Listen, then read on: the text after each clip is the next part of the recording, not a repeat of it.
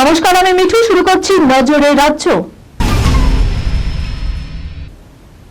মহিলাকে ধাক্কা দিয়ে 7টি স্টেশন টেনে নিয়ে গেল হাটে-বাজারে এক্সপ্রেস। নৈহাটি স্টেশনে ট্রেন থামার পর মহিলার দেহ উদ্ধার করা হয়। পরে জানা যায় সোদপুর স্টেশনে রেললাইন পারাপারের সময় দুই মহিলাকে ধাক্কা মারে ট্রেনটি। একজনের দেহ ঘটনাস্থল থেকে উদ্ধার করা হয়, আর এক মহিলার দেহ ইঞ্জিনে লেগে নৈহাটি স্টেশন পর্যন্ত চলে যায়। রেল পুলিশের তরফে দেহ দুটি উদ্ধার করা হয়েছে, তবে দুর্ঘটনায় নিহতের নাম পরিচয় এখনো জানা যায়নি।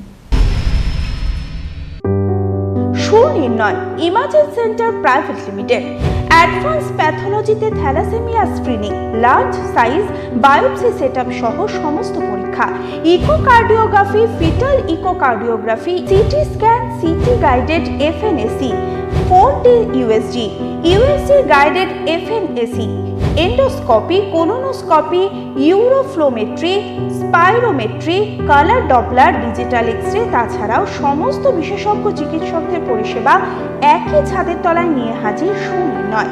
ঠিকানা 126/1 পিলখানা রোড, রানীবাগান, বহরমপুর, মুর্শিদাবাদ।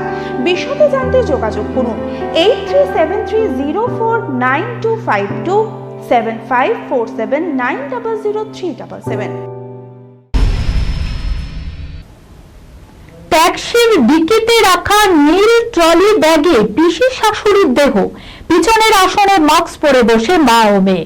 তারাই সুনিতা ঘোষকে খুন করে দেহ টুকরো টুকরো করে ট্রলি ব্যাগে ভরে আহিরিটোলা ঘাটে ফেলতে যাচ্ছে। গায়ে কাটা দেওয়ার মতো এই মুহূর্তেও নাকি মা মেয়ে ট্যাক্সিতে বসে আলোচনা করছিল দুপুরে বাড়ি ফিরে ডাল ভাত আর আলু ভাজা করেই খেয়ে নেব। হাড় হিম করা এই খুন আবার ট্যাক্সিতে লাশ নিয়ে লোপাটের আগে ধরা পড়ার ঘটনা জানার পর কিভাবে মা ও মেয়ে ঠান্ডা মাথায় খাওয়ার আলোচনা করতে পারলো তা ভেবে উঠতে পারছে না ট্যাক্সি চালক। বাদরামের বহু নিদর্শন দেখা যায় চার পেয়েদের। তবে পূর্ব বর্ধমানের ঘুষকড়ায় হনুমান যা করল তাকে প্রশংসায় প্রাপ্য।